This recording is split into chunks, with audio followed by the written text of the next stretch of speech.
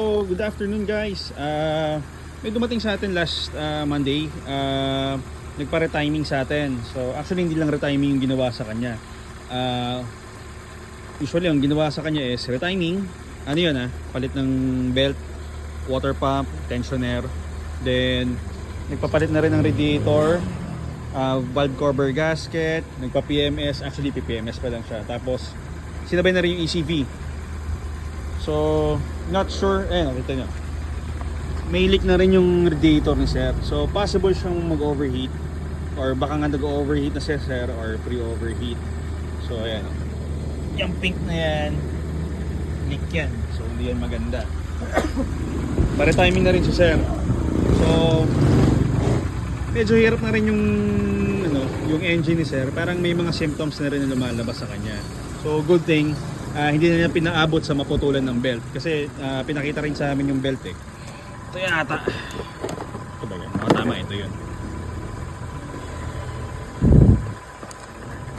Ayan. May part dito na pinakita sa akin ng head mechanic namin, parang bitak-bitak na siya or paputol na siya, hindi ko lang kung po pa yun. Pero ito kasi yung original na belt nila sir. So ito yung sa water pump, tensioner. Anyway, ito yung mga parts sa sir, babalik natin sa kanya yan. Tapos ito yung engine support na sira. Pinalitan na rin ng engine support kasi ma-vibrate niya. So, ayan. Usually kasi parang kung di ako nagkakamali may may tamang mileage din pag magpaparetiming ka na. So, huwag nyo nang antayin na mapaputulan ngayon ng belt kasi mas sakit sa ulo yan. So, pwede magkaroon ng problem sa engine and mas malaki ang gastos inyo. So itong ginawa natin kay sir is for prevention to. Ayan. All good sir, na-test drive na namin yan. So ngayon, ECV no, Kuya Edwin? Nakabitan mo na ba? Hindi pa. Nakabitan na, sige. So, ECV, okay na. Nire-recharge na lang yung Freon. Then last touch natin is change oil tayo.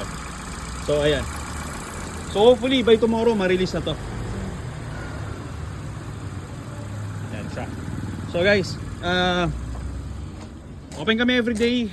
Drop by lang kayo if may gusto kayo ipa-check na unit nyo.